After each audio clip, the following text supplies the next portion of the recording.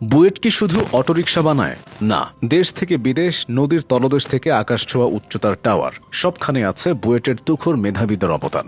বুয়েটের গুণী সন্তান ও তাদের অবদান সম্পর্কে বিস্তারিত জেনে নিন। ইঞ্জিনিয়ার এফআর খান, পুরো নাম ফজলুর রহমান খান। তাকে বলা হয় সবচেয়ে সফল বুয়েটিয়ান। বুয়েট যখন ঢাকা বিশ্ববিদ্যালয়ের অধীনে একটি আলাদা অনুষদ ছিল, সে সময়ের ছাত্র তিনি। আমেরিকার শিকাগোতে 1450 ফুট উঁচু এবং 110 তলা বিশিষ্ট সিয়ার্স টাওয়ার সোজা আকাশের বুকে তুলে দেওয়ার সাহস দেখিয়েছিলেন এফআর খান। তিনি তার কৃতিত্বের স্বীকৃতিস্বরূপ 13টি আন্তর্জাতিক পুরস্কার অর্জন করেছেন, যা গোটা বিশ্বে বিরল। আমেরিকার লিহা বিশ্ববিদ্যালয়ে তার সম্মানে এফআর খান চেয়ার চালু করা হয়েছে। জামিলুর রেজা চৌধুরী বর্তমান প্রজন্মের অনেক শিক্ষকদের শিক্ষক ছিলেন তিনি। দেশের অবকাঠামো উন্নয়ন, শিক্ষা, গবেষণা, বিজ্ঞান, প্রযুক্তি ও অর্থনৈতিক উন্নয়নে জামিলুর রেজার অবদান অসামান্য। তার 60টির মতো গবেষণাপত্র রয়েছে। জামিলুর রেজা 1963 সালে বুয়েট থেকে বের হন।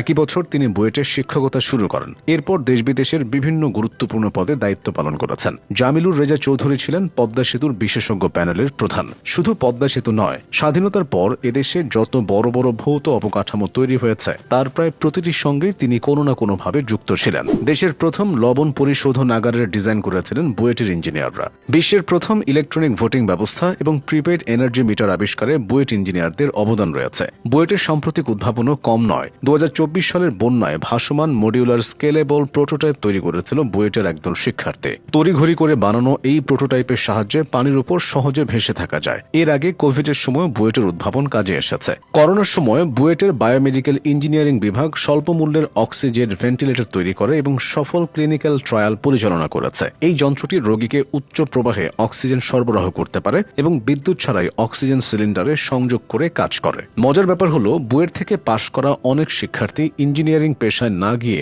অন্য পেশায় গিয়েও সফলতার চূড়ায় পৌঁছেছেন। এই যেমন মাহমুদুল হাসান সোহাগ। বুয়েট থেকে বের হয়ে যারা সফল উদ্যোক্তা হয়েছেন, মাহমুদুল হাসান সোহাগ তাদের মধ্যে অন্যতম। সাবেক এই বুয়েটিয়ান রকমারি.কমের প্রধান নির্বাহী কর্মকর্তা ও সহ প্রতিষ্ঠাতা। এছাড়া মাত্র 19 বছর বয়সে সোহাগ প্রতিষ্ঠা করেন উদ্ভাস কোচিং সেন্টার। এসবের পাশাপাশি তিনি অন্যরকম ওয়েব সার্ভিস লিমিটেডেরও প্রতিষ্ঠাতা। অনেকেই মনে করেন বুয়েটের ছেলেমেয়েরা কাঠখোট্টা স্বভাবের হয়। আসলে তা না। জাত অভিনেতা আবুল হায়াত কিন্তু বুয়েটেরই প্রাক্তন ছাত্র। 1967 সালে তিনি বুয়েটের সিভিল ইঞ্জিনিয়ারিং ডিপার্টমেন্ট থেকে কৃতিত্বের সঙ্গে পাশ করেন। পরের বছরই আবুল হায়াত ঢাকা ওয়াসার ইঞ্জিনিয়ার হিসেবে যোগ দেন। কিন্তু তার ইঞ্জিনিয়ার পরিচয় কজনেরই বা জানা। সবার কাছে তিনি জাত অভিনেতা হিসেবে পরিচিত।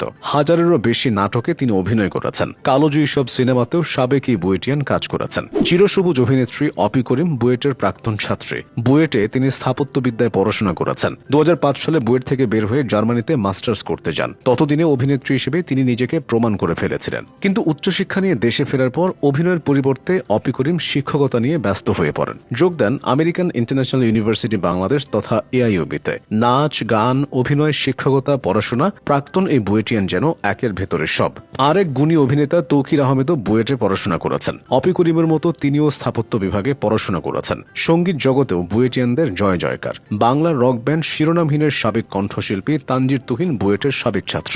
বুয়েটের স্থাপত্য বিভাগে পড়াশোনা শেষে তিনি সঙ্গীত নিয়ে ব্যস্ত হয়ে পড়েন। এরপর তো ইতিহাস। এভাবেই বুয়েট দেশের প্রায় প্রতিটি সেক্টরে কোনো না কোনোভাবে অবদান রেখে চলেছে।